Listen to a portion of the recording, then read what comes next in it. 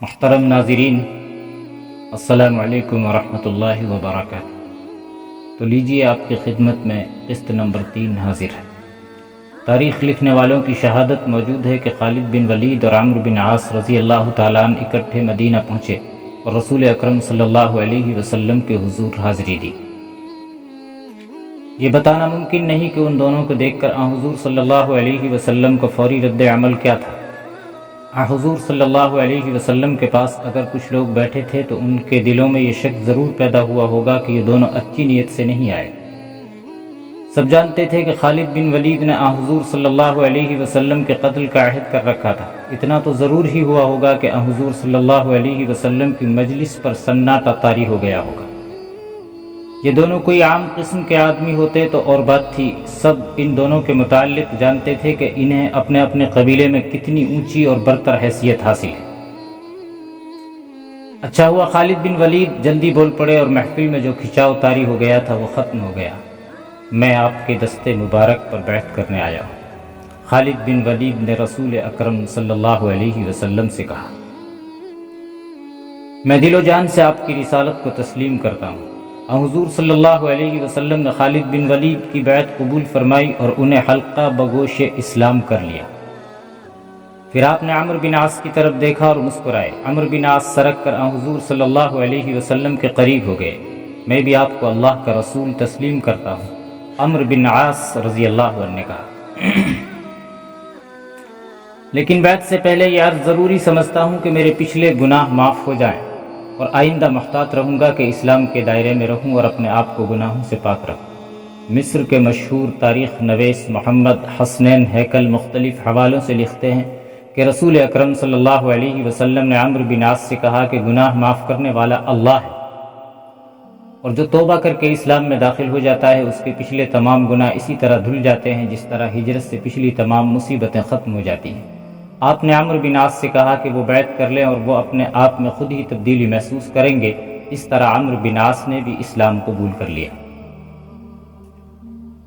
رسول اکرم صلی اللہ علیہ وسلم خالد بن ولید اور عمرو بن عاص کو مکے سے جانتے تھے۔ آپ ان دونوں کی خوبیوں، صلاحیتوں اور کردار سے خوب واقف تھے۔ آپ نے ان دونوں کو اعتماد میں لے لیا، بلکہ مؤرخ لکھتے ہیں کہ حضور نے ان دونوں پر ضرورت سے زیادہ اعتماد کیا، لیکن دونوں اس اعتماد پر پورے اترے اور اسلام کو دو عظیم سپہ سالار مل گئے۔ کیونکہ یہ داستان فتح مصر کی ہے، اس لیے ہم اپنے آپ کو اسی کا پابند رکھیں گے اور انہی سالاروں کا ذکر نمایاں طور پر کریں گے جنہوں نے فرعونوں کی زمین پر اسلام کے جھنڈے گاڑے تھے۔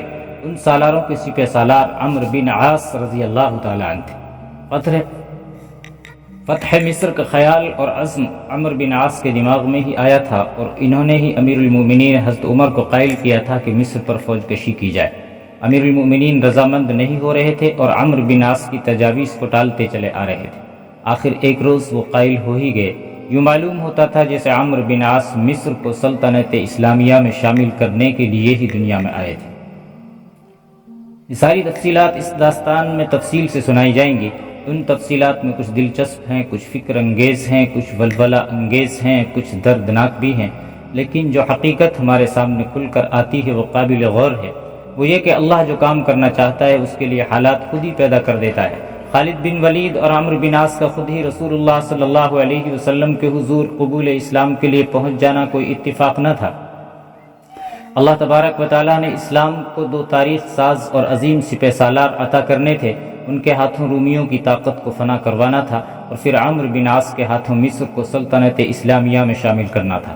ضروری معلوم ہوتا ہے کہ عمرو بن عاص کے متعلق ایک واقعہ بیان کیا جائے جسے زیادہ تر مؤرخوں اور بعد کے تاریخ نویسوں نے تاریخ کے دامن میں محفوظ کر دیا ہے۔ ان میں بلازری، مقریزی اور ابن عبد الحکم خاص طور پر قابل ذکر ہیں۔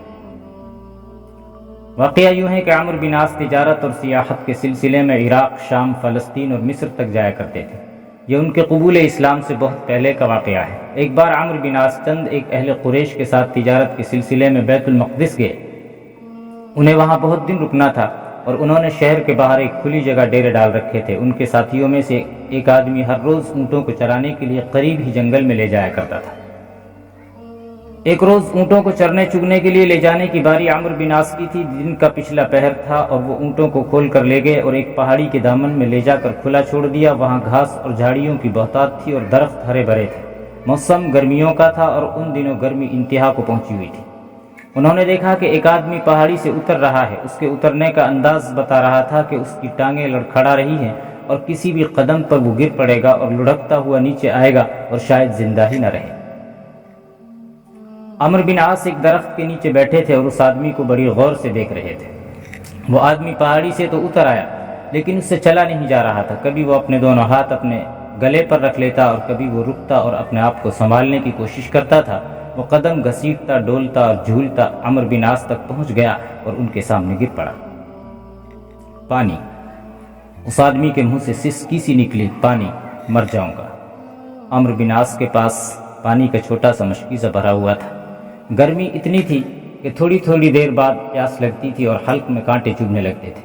اسی لیے عمرو بن عاص نے پانی کا مشکیزہ اپنے ساتھ رکھا ہوا تھا اور تھوڑی تھوڑی دیر بعد ایک دو گھونٹ پانی پی لیتے تھے۔ اس آدمی نے پانی مانگا تو عمرو بن عاص نے مشکیزہ کھولا اور پھر اس شخص کو سہارا دے کر بٹھایا اور مشکیزے کا منہ اس کے منہ کے ساتھ لگا دیا۔ وہ شخص اتنا پیاسا تھا کہ آدھا مشکیزہ پانی پی گیا۔ تم نے مجھے پانی نہیں، نئی زندگی دی ہے، اس آدمی نے کہا۔ میں حضرت عیسیٰ علیہ السلام کی اس سرزمین کی زیارت کی خاطر پہاڑی پر چڑھ گیا تھا کہ دور دور تک اس علاقے کو دیکھوں گا، لیکن میری حماقت کے پانی ساتھ نہ لے گیا۔ یہ تو ایک معجزہ ہے کہ میں تم تک زندہ پہنچ گیا۔ اس شخص نے اپنا نام شماس بتایا اور یہ بھی کہ وہ عیسائی ہے۔ وہ مصر کے بہت بڑے شہر اور بندرگاہ اسکندریہ کا رہنے والا تھا۔ اس وقت اسکندریہ مصر کا دارالحکومت تھا اور مصر میں ایرانیوں کی حکومت تھی۔ شماس کو پانی ملا جو اس نے پیٹ بھر کر پیا تو اس کے جسم میں تازگی آ گئی۔ وہ تھکا ہوا بھی تھا، اسے غنودگی محسوس ہونے لگی۔ عمرو بن عاص کا شکریہ ادا کر کے وہ اٹھا اور قریب ہی ایک درخت کے نیچے لیٹا اور لیٹتے ہی اس کی آنکھ لگ گئی۔ وہ خراٹے لینے لگا۔ عمرو بن عاص اس سے بے خبر ہو گئے اور اپنے اونٹوں کو دیکھنے لگے کہ کوئی اونٹ ادھر ادھر نہ ہو جائے۔ انہوں نے ویسے ہی اپنا مشکیزہ دیکھا کہ اس پیاسے انسان نے اس میں کوئی قطرہ چھوڑا بھی ہے یا نہیں۔ مشکیزے میں 2-4 گھونٹ پانی رہ گیا تھا۔ عمرو بن عاص کو دلی اطمینان محسوس ہو رہا تھا کہ انہوں نے ایک پیاسے کی جان بچا لی ہے۔ وہ شخص جس نے اپنا نام شماش بتایا تھا بیت المقدس شہر تک نہ پہنچ سکتا۔ عمرو بن عاص نے سوئے ہوئے شماس کی طرف دیکھا تو ان کے اوسان خطا ہو گئے۔ ایک بڑا لمبا سانپ جس کا رنگ سیاہی مائل تھا آہستہ آہستہ سوئے ہوئے شماس کی طرف رینگتا آ رہا تھا۔ گرمی کی شدت میں سانپوں میں زہر بہت ہی تیز ہو جاتا ہے اور فوراً اثر کرتا ہے۔ سانپ اور شماس میں 1-2 قدموں کا ہی فاصلہ رہ گیا تھا۔ عمرو بن عاص اتنی جلدی وہاں تک نہیں پہنچ سکتے تھے کہ سانپ کو شماس تک پہنچنے سے پہلے مار ڈالتے یا بھگا دیتے۔ اس زمانے میں گڈریے اپنے ساتھ تیر اور کمان ضرور ہی رکھا کرتے تھے۔ تلوار اور برچھی بھی ان کے پاس ہوتی تھی، لیکن تیر اور کمان کو اس لیے زیادہ ضروری سمجھا جاتا تھا کہ مویشی یا بھیڑ بکریاں چرتی چگتی کچھ دور نکل جاتی۔ کوئی درندہ آ نکلتا تو گڈریے دور سے اسے تیر مار سکتے تھے۔ عمرو بن عاص اونٹ چرانے کے لیے لے گئے تھے، اس لیے تیر و کمان بھی ساتھ لے گئے تھے۔ انہوں نے سانپ کو دیکھا تو فوراً کمان میں تیر ڈالا اور سانپ کے سر پر تیر چلایا۔ فاصلہ بہت تھوڑا تھا، اس لیے تیر سانپ کے سر میں سے گزر کر زمین پر گڑ گیا۔ سانپ وہیں لوٹ پوٹ ہوتا رہا اور مر گیا۔ انہوں نے شماس کو جگانا مناسب نہ سمجھا، وہ بڑی گہری نیند سویا ہوا تھا۔ کچھ دیر بعد شماس کی آنکھ کھلی اور وہ اٹھ بیٹھا۔ سب سے پہلے اس کی نظر سانپ پر پڑی اور وہ بدک کر اٹھا اور سانپ سے دور ہٹ کر اسے دیکھنے لگا۔ اس نے سانپ کے سر میں سے گزرا ہوا اور کچھ زمین میں گڑا ہوا تیر دیکھا تو گھوم کر عمرو بن عاص کی طرف دیکھا۔ اس کے چہرے پر حیرت تھی۔ عمرو بن عاص مسکرا رہے تھے۔ مر گیا ہے، عمرو بن عاص نے کہا۔ اب ڈرنے کی ضرورت نہیں، یہ تمہارے پاس پہنچ گیا تھا، میرے تیر نے اسے آگے نہیں آنے دیا۔ شماس آہستہ آہستہ عمرو بن عاص کے پاس آ کر بیٹھ گیا۔ وہ انہیں دیکھتا ہی رہا جیسے اس کی زبان بولنے سے عاری ہو گئی۔ عمرو بن عاص بھی اسے دیکھتے رہے اور منہ سے کچھ بھی نہ بولے۔ تم مجھے انسان نہیں لگتے، شماس نے کہا۔ خدا نے تمہیں میری حفاظت کے لیے آسمان سے اتارا ہے، کیا تم آسمانی مخلوق نہیں ہو؟ خدا کی قسم اتنی زیادہ حیرت کی بات تو نہیں تھی۔ عمرو بن عاص نے کہا، انسان ہی تو انسان کے کام آیا کرتا ہے۔